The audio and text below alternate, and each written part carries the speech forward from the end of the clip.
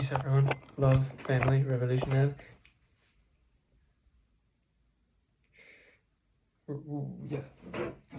Let's learn. This is 19 Keys, Part 2, learning how to learn.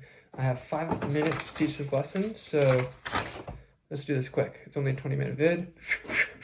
Amen. Sitting in tension and grounding. I, David Efron, am a master teacher, communicator, and expressor.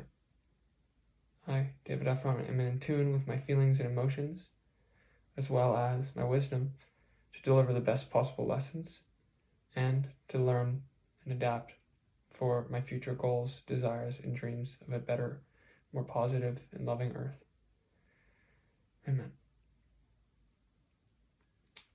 Let's do this. So in 19 Keys' video, Learning How to Learn Part 2, he just gives us a flat-out introduction with keys, and I've been waiting for this because I haven't knew what keys represented, but it's keep educating yourself or keep yourself enlightened, something like that. Keep yourself enlightened. You know, he switches around. He's smart like that. So he starts with procrastination. Instead of I want to face it. Let's do this. Right. I got my notes. You can see my notes. Whew.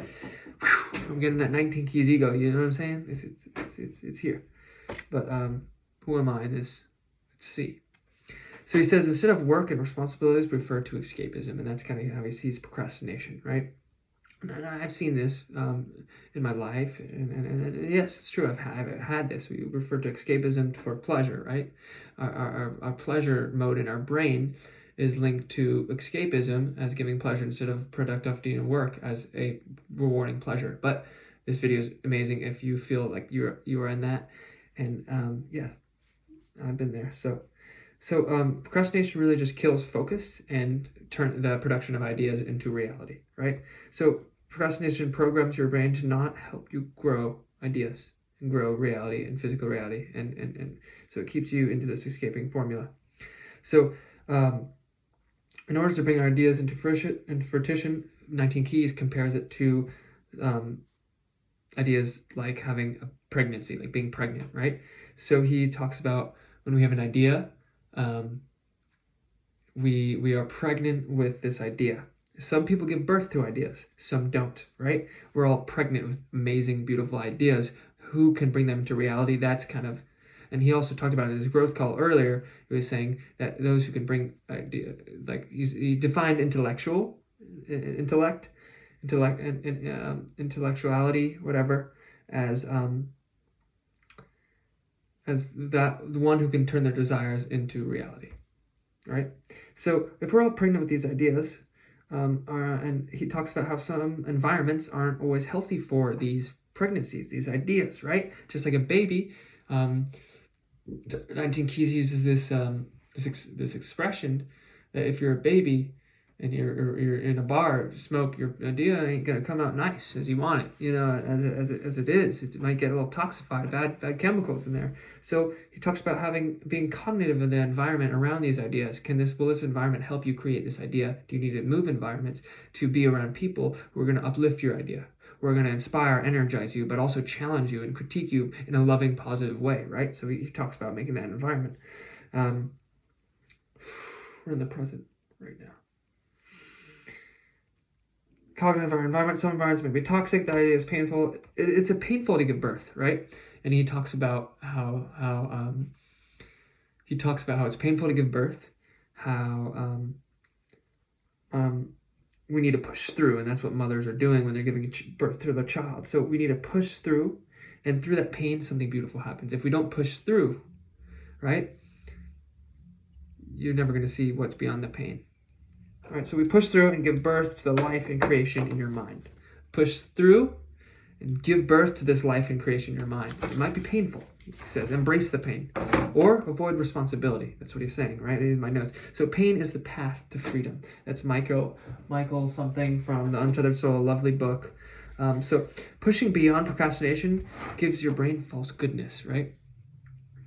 Pushing beyond procrastination allows your brain to find a new goodness appreciation from the effect of productivity, right? So become aware of pain. Observe what this pain is. Where's it coming from? You have to identify is it bodily pain? Pushing through might not always would. You must listen. Always listen, I say. 19 Keys didn't really talk about this, right? But this is kind of where I stake in my claim is, and my idea right here, and in my moment, is become aware of the pain. Observe your pain, and then why? Why are you feeling this pain? Is it something that you need to push through to get to what your idea and your reality can create for yourself that you need? And you're like, oh God, this is something painful. I need to push through. Why? Is this a body thing? You might not want to push through, right? It's all on a scale. Pushing through can be a higher level of producing, right? So pushing through this pain, you evolve.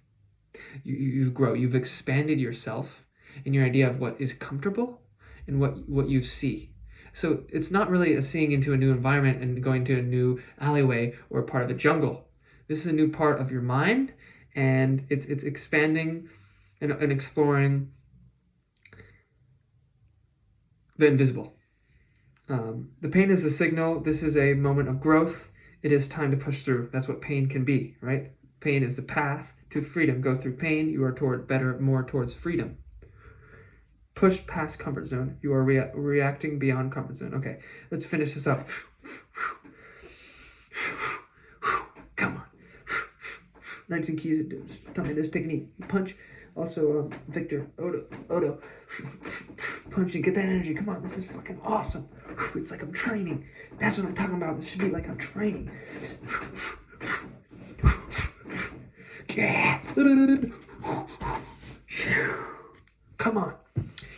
You are working towards expansion, a strong why. So he talks about this. He nails this in the ground, right? You want a strong why. What that means is when you're pushing this through the pain, why do you want to push through this pain? Right? You need to be clear with that. Or if you're not clear with why, well, that's okay. Right? It's art in a way. But if you're not clear with why you're pushing through the pain, you might not be able to connect it to your past knowledge of this new exploration, right? This new exploration of what is beyond the pain.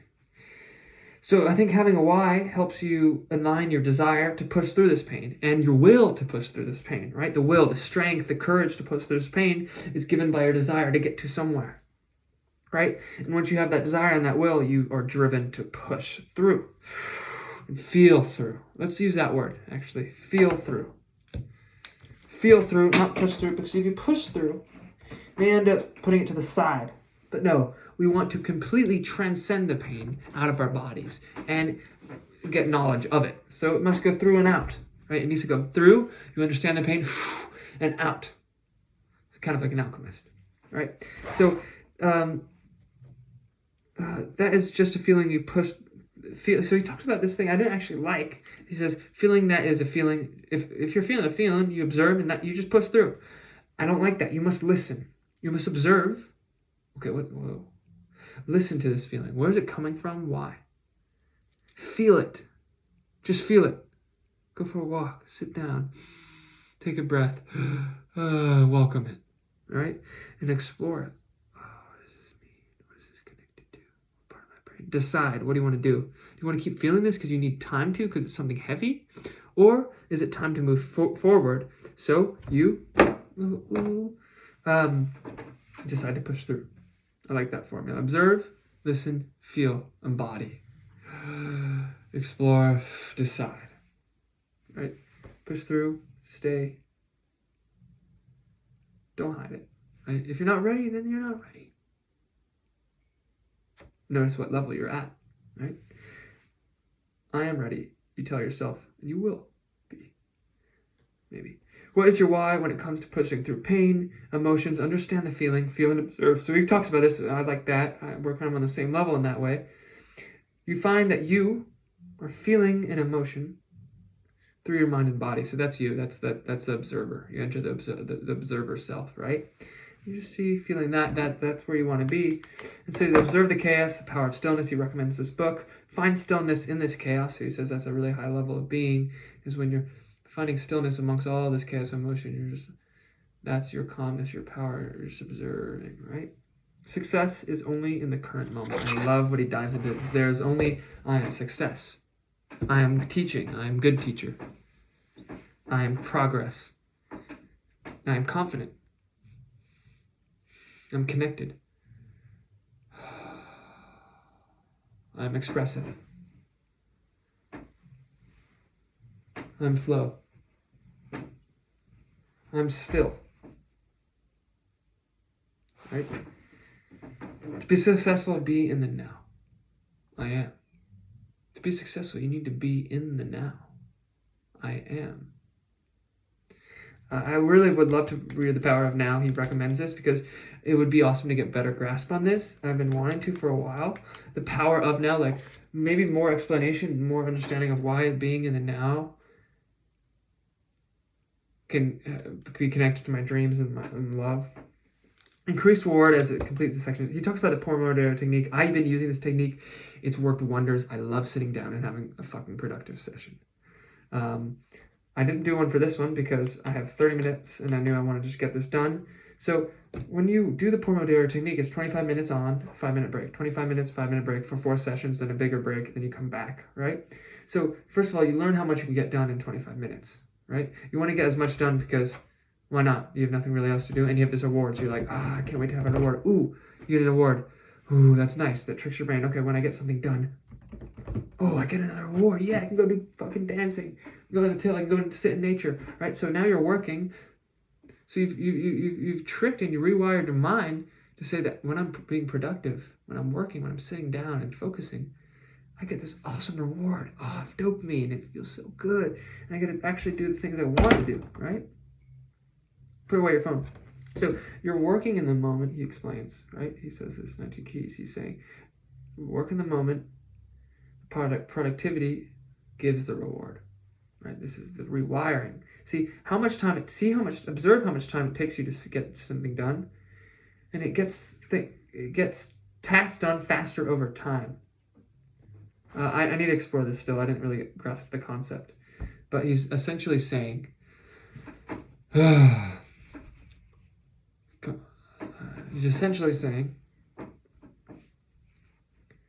that when you're timing yourself like this, you observe how long it takes you to get a task done. After a while, right? It is work plus pleasure combined. So work becomes entangled with pleasure, right? You feel so productive, you get into the flow, right? You're just like and so when the 20 minutes up, it's like, nah, I'm still flowing. Hold up. Now the reward must be after work. You get your phone out and you got to do your thing. So you reward yourself for productivity. Your brain begins to love producing ideas into reality, and then you're creating the world you want. And that's how we're going to create revolution love. That's how we are. That's how I am creating revolution love. Still, I'm working on it. That's how I'm creating revolution love right now. Do something opposite of your work when you're on your break. You get a great reward. And then you're energizing your love. You're energizing your lust of life, your love, your calm. I am an observer. I'm not controlled by what I see. I observe what I see. I'm always in the moment as I observe. I am. I'm a high-level observer. This is 19 Keys' plaque quote thing. Let's procreate, he says. So that's the session, guys. That's inappropriate. Water down the hatch. Love y'all.